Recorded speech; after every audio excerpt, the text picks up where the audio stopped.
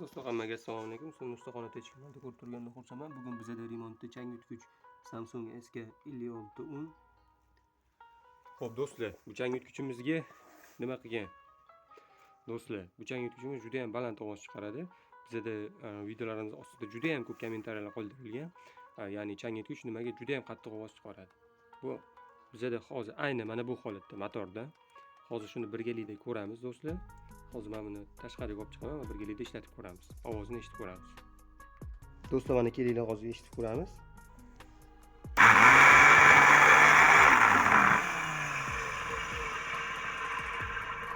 Do'stlar, menimcha mana shu qisqa ovozning o'zi yetarli. Kelinglar endi biz changyutgichimizni ochib birgalikda tekshirib ko'ramiz. Do'stlar, diqqat qilamiz. Changyutgichimizni hozir birgalikda olamiz. Do'stlar, menga juda ham ko'p kommentariyalar kelgan. Mana bu filtrlar haqida, mana bu chiqish filtri bo'ladi. Aynan mana shu changyutgichimizda ko'rib turganingizdek, bu juda ham qotib qolgan darajada, ya'ni havo chiqarish bundan havo bilan o'tmaydi. Ya'ni 100% motorimiz nima uchun bunaqa nosaf holatga kelgan. Ko'rib ko'rishingiz mumkin. Kirish filtrimizda ahvolini ko'rishingiz mumkin. Bular do'stlar, bularni yangi qo'yish kerak bo'ladi. Xo'p. Nima uchun changyutgich qisqa muddatda buzilishini oqibati mana shu filtrlar bo'ladi. Mana shu filtrlarni doimo tozalab, yuvib yoki almashtirib, yuvgandan keyin quritib keyin joyiga qo'yish kerak bo'ladi. Keyin foydalanish kerak bo'ladi. Va yana bitta narsa, changyutgichni biz filtrlasiz ishlatib bo'lmaydi. Chiqish filtrisiz ham ishlatish mumkin, lekin o'zingizga zararli chang chiqarishi mumkin. Changyutgichga zarar yo'q. Kirish filtrlarida, ya'ni qoplarni, filtrlarni обязательно qo'yish kerak bo'ladi.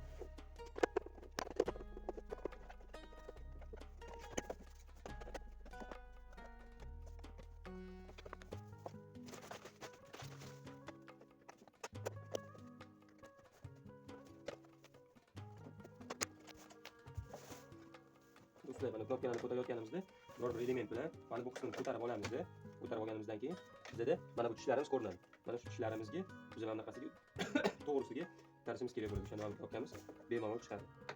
Mana men hozir bitta tishini ko'tarib oldim. Endi men ko'rib turgan mana bu bokovoy tishimni ko'tarib olishim kerak bo'ladi. Uning uchun men ushlagich ikkinchisi bilan yo'lga bosaman. Mana topib oldim tishni hozir. Endi tishga qarab tarib. Mana. Do'stlar, ikkita tishni diqqat qilamiz. Mana bu yerga mana bu ikkita tishi kirib turgan bo'ladi. Biz mana bu tishlarni avval chiqarib olib, mana ochganimizdan keyin mana bu tishlarga atayotgan tekkizib olib, atayotgani u yog'iga mana pastga ko'tarishimiz kerak bo'ladi. Ko'tarib tepaga ko'tarsak, mana bu tishimiz, mana bu qismi tushda turgan plastmasani qo'yib yuboradi. Mana bu. Mana plastmassa.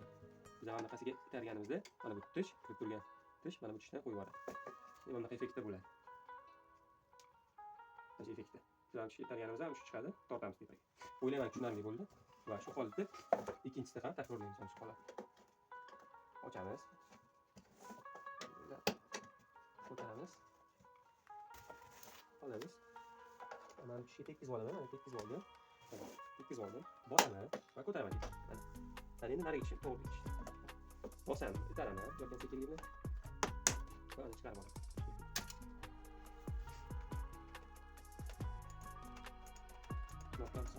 Bosilmagan yoki rushiga chiqib ketgan.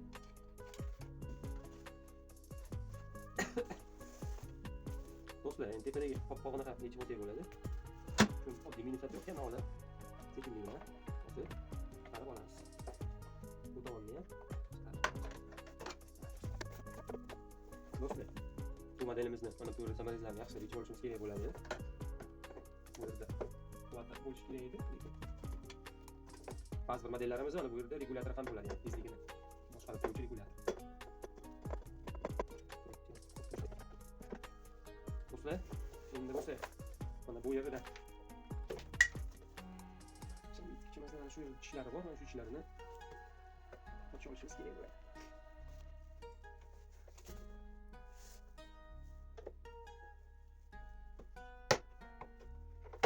Do'stlar, mana bu yerda silindr simon tish bor. Silindr simon tishdan o'tib olamiz. Do'stlar, endi bokovoy tarafiga o'tamiz.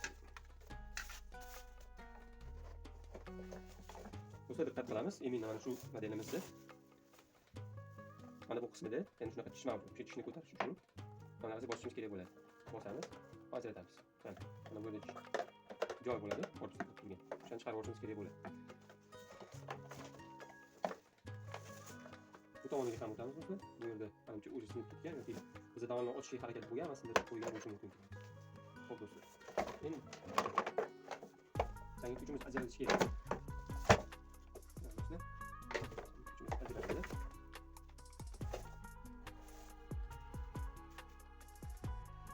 Do'stlar, endi biz motorga dostib olishimiz uchun mana bu yerda samaramiz bor. Mana samaramiz, mana samaramiz, mana samaramiz.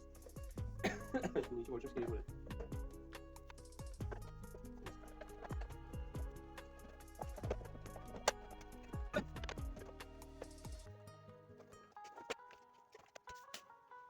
Do'stlar, mana changyut uchimiz motorga yetib keldik. Ko'rishingiz mumkin motorimiz qanaqa ahvoldaligini. Mana bu yerda lift bo'lishi kerak.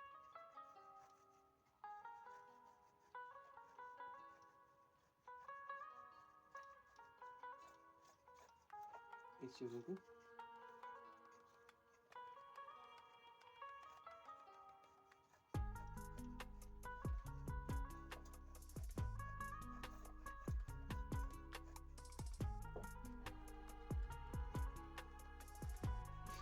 Do'stlar, endi shu motorimizni yangisini qo'yib olishimiz kerak bo'ladi.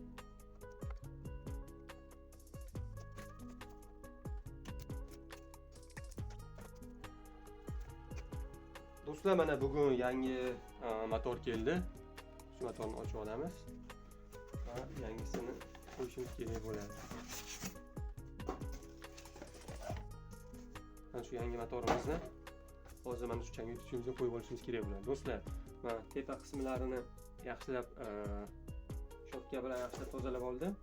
Endi chiqib hozir mana bu ichki qismlarini ham bir tozalab olaman. Keyin birgalikda motorni qo'yishimiz kerak bo'ladi. Mana bu qismlarni ham tozalab olaman. Va videomizni davom ettiramiz. Do'stlar, mana men hozir detallarimizni yaxshilab top-toza qilib oldim. Mana приятный, ancha yaxshi ochilib qoldi.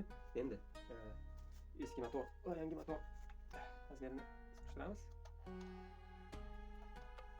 Bir.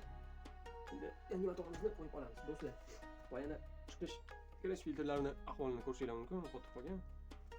Mana yangi filtrlar ham tayyorlab oldim. Yangi filtrlarni ham qo'yib olamiz. Albatta, yangi motor qo'ygan paytda filtrlarni almashtirish kerak. Va mana bu kameralarni, mana bularni stроительный moslardan stiklarini tozalab olish kerak bo'ladi.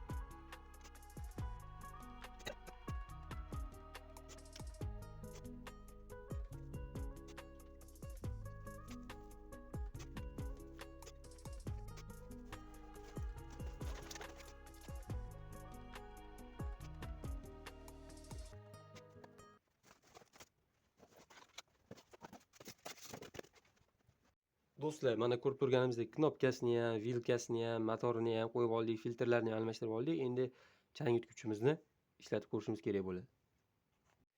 Do'stlar, men hozir chang yutgichimizni simini tortaman.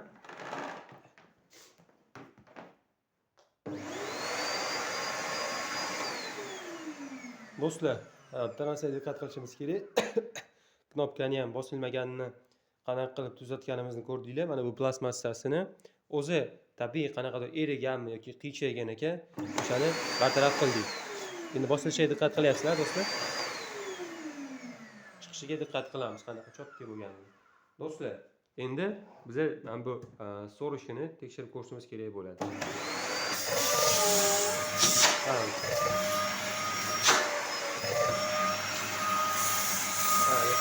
Hattoki o'zini vesini ham ko'taryapti.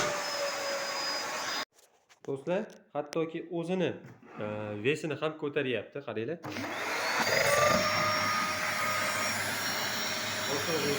Hattoki o'zini vesini ko'tarib turibdi.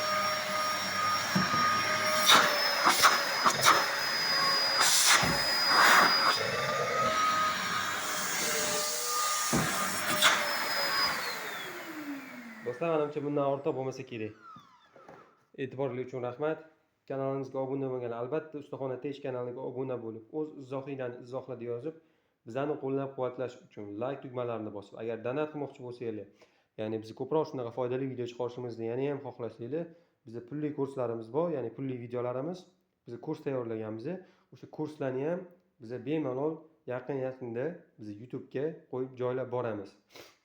Agar bizga kimdir qo'llab-quvvatlamoqchi bo'lsa, karta raqamlarimizni ham qoldirgan. Mana shu karta raqamlarimiz qoldirilgan. Описаниеda mana shunga o'tib, bizga donat qilishingiz mumkin. Albatta, donat bu ixtiyoriy, xohishga qarab. E'tiboringiz uchun rahmat. Keyingi videoda ko'rishguncha xayr.